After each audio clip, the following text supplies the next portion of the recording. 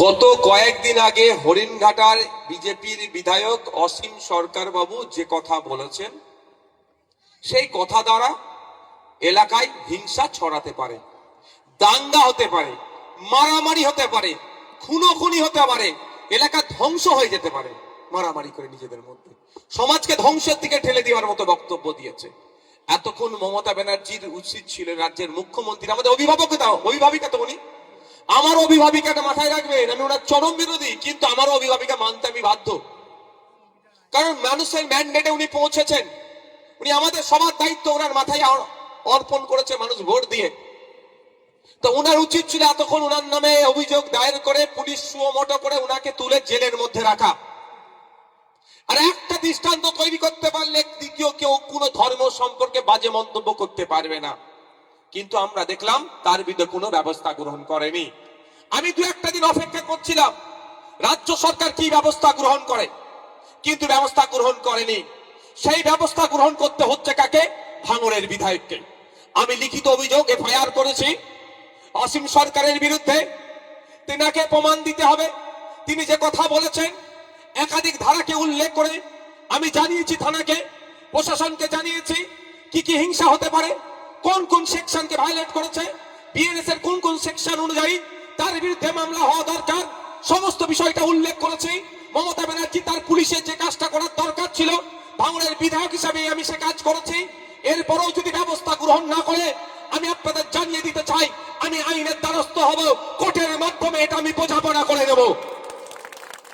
কারণ সংবিধান যেখানে ধর্মচারণের স্বাধীনতা দিয়েছে, ধর্ম পালনের স্বাধীনতা দিয়েছে, ধর্মীয় কাজকর্ম করার স্বাধীনতা দিয়েছে, সংবিধান কোন জায়গাতে অন্য ধর্মকে নিয়ে কুরুচিকর মিথ্যা অভিযোগ, যে অভিযোগ তুললে ধর্মে ধর্মে আঘাত লাগতে পারে, হিংসা ছড়াতে পারে, এই ধরনের কথা বলার স্বাধীনতা দেয়নি। ফ্রিডম অফ স্পিচের স্বাধীনতা দিয়েছে, কিন্তু ফ্রিডম অফ স্পিচের নামে কোন ধর্মকে নিয়ে, কোন মানুষকে নিয়ে, কোন জাতকে নিয়ে, কোন ঠাকুরকে নিয়ে, কোন দেবতাকে নিয়ে, কোন যিশুকে নিয়ে, কোন বিষয়কে নিয়ে অশ্লীল মন্তব্য, মিথ্যা মন্তব্য, যে মন্তব্য দ্বারাই সমাজে বিশৃঙ্খলা হতে পারে, এই বলার স্বাধীনতা কিন্তু নাই। তাই যদি প্রশাসন এর বিরুদ্ধে, মমতা ব্যানার্জি যদি এই অসীম সরকারের বিরুদ্ধে ব্যবস্থা না গ্রহণ করে, তার বিরুদ্ধে আমি প্রয়োজনে আদালতে যাব, মামলা করব এবং আইনের মাধ্যমে বুঝে নেব। কিন্তু প্রশ্ন এখানে আমাকে কেন যেতে হবে? কেন সাধারণ মানুষকে রাস্তায় নামতে হবে? সরকার তাহলে কাজ কি? সরকারের কাজটা কি? এই ধরনের অবাঞ্ছিত মন্তব্য যারা করছে তাদেরকে আইনত ব্যবস্থা করা। তবে একটু জানিয়ে দিতে চাই, শুধু অসীম সরকার নয়, কালকে কেউ যদি হিন্দু ধর্মকে নিয়ে, খ্রিস্টান ধর্মকে নিয়ে, দেবত্ব সম্পদ, দেবদেবীকে নিয়ে বা কোনো বিষয়ে যদি এই ধরনের অবাঞ্ছিত মন্তব্য করে, আপনাদের আমি বলে যাই ভাঙড়ের বিধায়ক হিসাবে তার বিরুদ্ধে আমার আইনি লড়াই থাকবে, কলমের লড়াই জারি থাকবে, তাকেও ছেড়ে কথা বলবো না। শুধু মুসলিম সমাজকে বলেছে বলে, তাই কুরআন শরীফকে বলেছে বলে অভিযোগ দায়ের করেছে এটা নয়। আমি ভাঙড়ের বিধায়ক থেকে আজকে আপনারা ভাঙড়ের বিধায়ক মানুষের দায়িত্ব দিয়েছে, রাজ্যের বিধায়ক আজকে বানিয়ে দিয়েছেন, রাজ্যে ছুটতে হচ্ছে। আপনারা দেখেছেন আমি বিদ্যুৎ মন্ডল, সে একদম দলিত বাড়ির ছেলে, তাকে খুন করা হয়েছিল, তার বাড়ি পৌঁছে গিয়েছিলাম, রুমা রায়ের বাড়িতে পৌঁছেছিলাম, আদিবাসীদের বাড়ি ঘর তো জ্বালিয়ে দিয়েছিল চোপড়াতে, সেখানে পৌঁছেছিলাম, আনিসের বাড়ি পৌঁছেছিলাম, বকটুয়েছে 11 জন মুসলমানকে খুন করলো, তার বাড়ি পৌঁছেছিলাম। আমি জাত ধর্ম বর্ণ দেখি না। তাই অসীম সরকার আজকে কোরআন শরীফ নিয়ে বলেছে বলে আমি শুধু তার বিরুদ্ধে মামলা করে ক্ষান্ত হব না, এই বার্তা আমি দিতে চাই। আগামী দিনে যদি কেউ, আজকের পর থেকে যদি কেউ কোন ধর্ম নিয়ে, কোন জাত নিয়ে, ধর্মগ্রন্থ নিয়ে মিথ্যাচার ছেড়কার করে, তাকেও ছাড় হবে না, আইনের মাধ্যমে বুঝে নেওয়া হবে।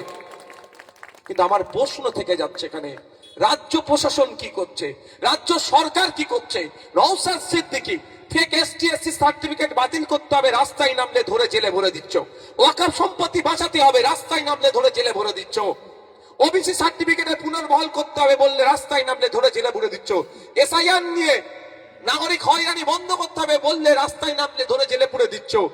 কৃষকদের স্বার্থে রাস্তায় নামলে ধরে জেলে দিয়ে দিচ্ছ। আর এই ভাঙড়ে ওয়াকফ নিয়ে আন্দোলন করার জন্য মিথ্যা 3000 ছেলের মামলা দিয়ে দিলে আমরা তো কেউ দোষের সাথে যুক্ত নয়। আমরা তো কি বলছি, ক্যামেরা সিসিটিভি ফুটেজ বার করো, গাড়িতে কেউ আগুন লাগিয়েছে তাকে দেখে ধরো, সব ভিডিও পাবলিশ করলো। সিসিটিভি গাড়িতে আগুন লাগাবার ভিডিও পাবলিশ করেছে, ভিডিও আছে। মমতা ব্যানার্জির নির্দেশ হয়নি, তাই জন্য পুলিশ পাবলিশ করেনি। পুলিশের কিচ্ছু করার নেই, আমি পুলিশের বিরুদ্ধে নয়, এনাদের কিচ্ছু করার নেই। মমতা ব্যানার্জি যা নির্দেশ দেবে সেই নির্দেশে এনাদের চলতে হবে। তো এরা পাবলিশ করেনি, একটা ভিডিও পাবলিশ করলো নাকি কোথাও মারামারি হচ্ছিল, সেটা গাড়িতে আগুন লাগালো, সেই ভিডিওটা দেখাও না একটু। কে লাগালো, কাদের লোক লাগালো? মিনাখা থেকে লোক আসছিল না, ক্যানিং পূর্ব থেকে এসেছিল না, হাড়োয়া থেকে এসেছিল, সব আমরা কম বেশি খোঁজ নিয়েছি, কিন্তু ফুটেজ আমাদের কাছে না। যারা লোক পাঠাচ্ছে তারাও তো ভালোবাসার মানুষ, এক কোনো না কোনো দিক থেকে জয়েন্ট তো আছে। তাহলে কত নামে 3000 ছেলের নামে মিথ্যা মামলা দিয়েছে, সব জামিন আমরা করিয়েছে যাদেরকে অ্যারেস্ট করেছিল, আর আমার নামে 5টা মামলা দিয়ে দিল। আমি কি সেই দিন ভাঙড়ে ছিলাম? আমি ছিলাম কোথায়? আমি ছিলাম শিয়ালদা থেকে একটা র্যালি নিয়ে যাওয়ার কথা, আমাদের মাঝপথে আটকে দিল, আমরা রামলীলা ময়দান অব্দি গেলাম।